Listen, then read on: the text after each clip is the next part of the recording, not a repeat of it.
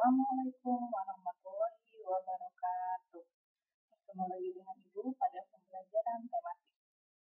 Biasakan ya, sebelum pembelajaran dimulai, kalian harus berdoa dulu, sholat duha dan murojaah.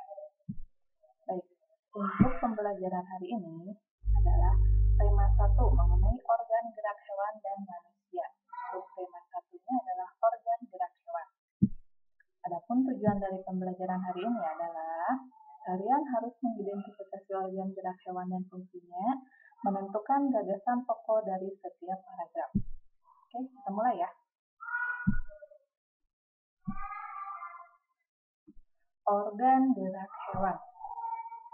Salah satu ciri dari makhluk hidup adalah bergerak. Makhluk hidup akan bergerak apabila ada rangsangan yang mengenai sebagian atau seluruh bagian tubuhnya. Alat gerak terdiri dari 2 macam.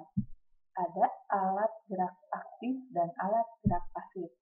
Alat gerak aktif adalah otot, dan alat gerak pasif itu adalah tulang. Kenapa otot disebut alat gerak aktif? Karena otot bisa menggerakkan tulang, sedangkan tulang disebut alat gerak pasif karena tulang tidak bisa bergerak dengan sendirinya, melainkan dikendalikan oleh otot.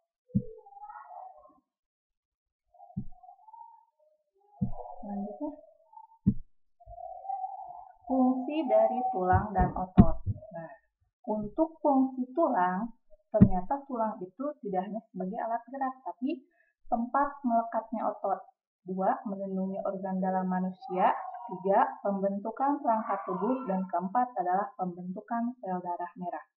Sementara itu, fungsi untuk otot adalah menggerakkan tulang, yang kedua mempertahankan postur tubuh atau posisi tubuh, yang ketiga mengatur saluran dalam sistem tubuh, dan keempat mengatur suhu tubuh.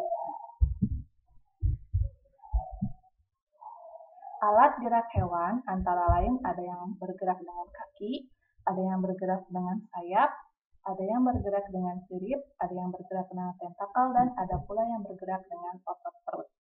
Selain untuk bergerak, alat gerak tersebut digunakan untuk memegang, melompat, memanjat, dan berenang. Itu untuk alat gerak hewan. Materi selanjutnya adalah apa itu ide pokok? Pernah mendengar kata ide pokok? Kita bahas ya.